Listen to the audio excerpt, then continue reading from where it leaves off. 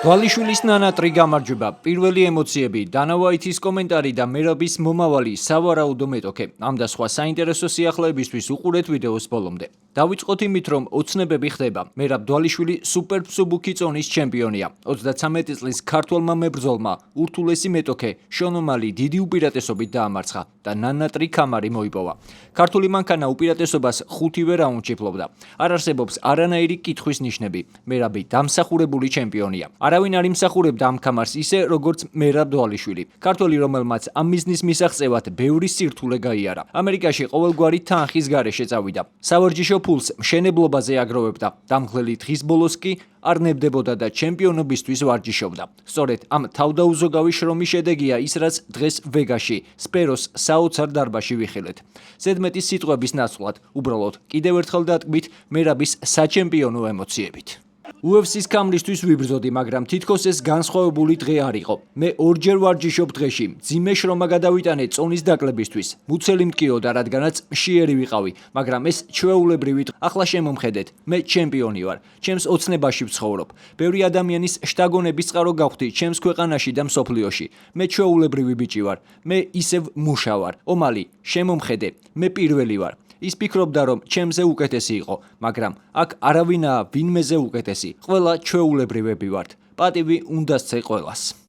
სუპერ მსუბუქი წონის ჩემპიონმა ბრძოლის შემდეგ პრესკონფერენციაზეც ისაუბრა და ქართველებს სიტყვითაც მიმართა. საჩემპიონო ბრძოლაზე კომენტარი გააკეთა დანა ვაითმაც.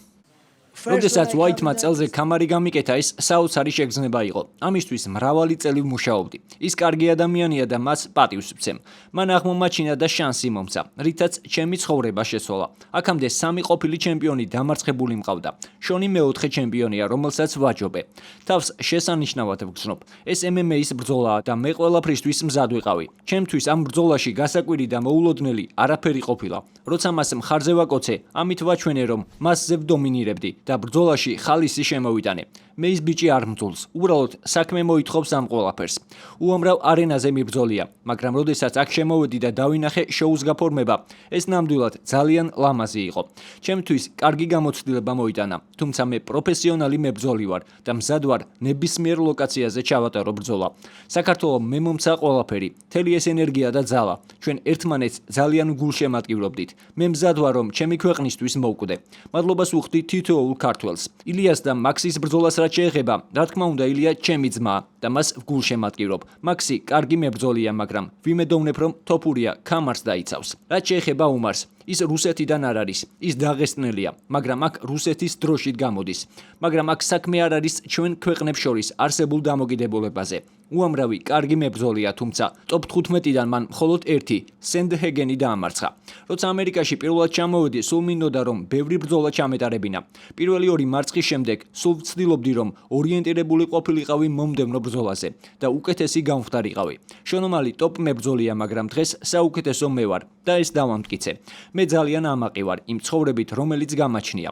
ალჯამინ სტერლინგი ჩემი ახლო მეგობარია. ჩვენ ერთმანეთს მუდამ გულშემატკივრობთ.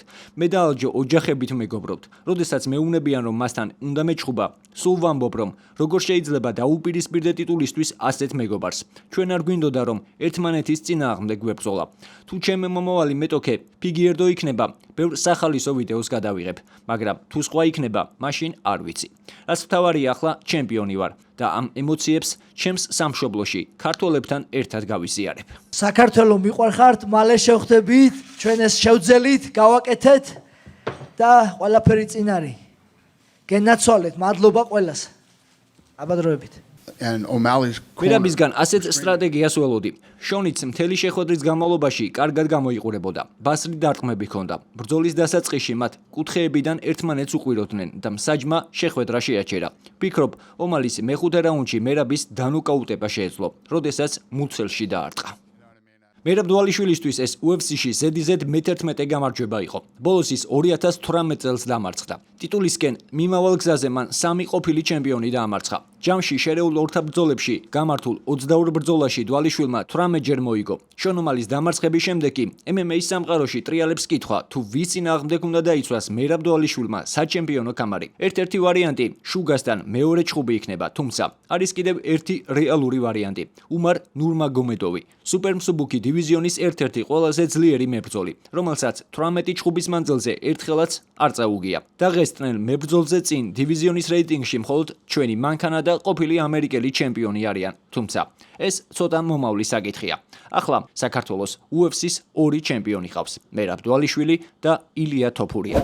თუ მოგეწონა ვიდეო, დალაიქე და გამოიწერე არხი, რომ არ გამოგჩეს შემდგომი სიახლეები.